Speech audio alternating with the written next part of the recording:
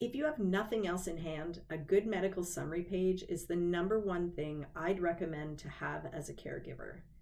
Think of it as a cheat sheet for when you're filling out forms or when you're standing in a crowded ER and have two residents and a pharmacist asking you questions at the same time. If you're a parent, this gives you what you need to fill out school health information forms, for example. If you have caregiving partners, this is a great way to share the mental load and also any critical information with just one page. This example is a summary page from my medical caregiver bundle, but you can scribble all this down in whatever way makes sense for you. I generally drop this PDF into a note-taking app so I can easily fill it out and share it with my partner online, but it's also formatted to print off and just pop into a binder. First off, I recommend capturing your person's full name. It's important to make sure this matches what might be on the health card or insurance documents. You can also include a preferred name and pronouns if they're different from what's on the documents themselves. You may want to include health card or insurance information, especially if there are multiple caregivers who might not have the card or information on hand. And you absolutely want to include that emergency contact.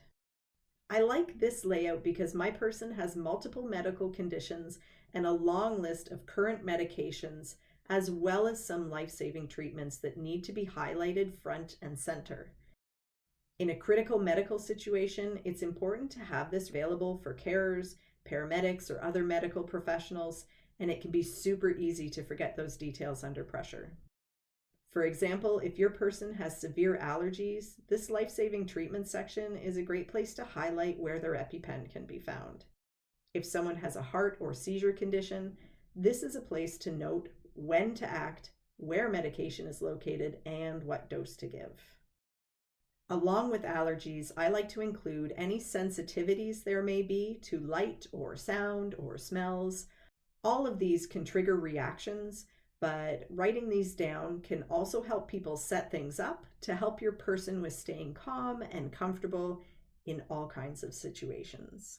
It's also really useful to have height and weight readily available if additional medications are needed.